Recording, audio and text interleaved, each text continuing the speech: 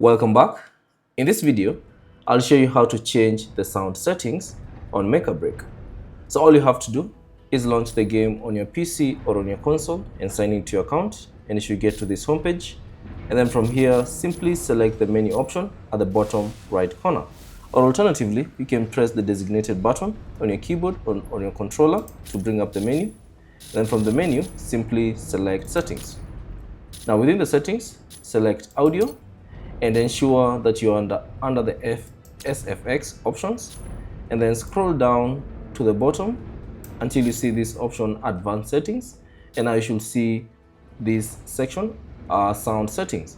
Now to change the sound settings, all you have to do is use the arrow keys, and as you highlight the sound settings, you should see a brief description on the right on what it's all about.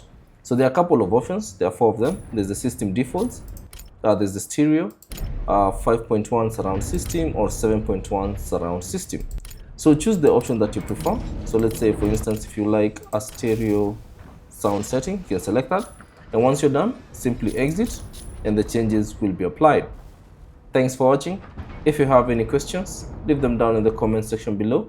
And if you found this video useful, consider leaving a like and subscribe to the channel.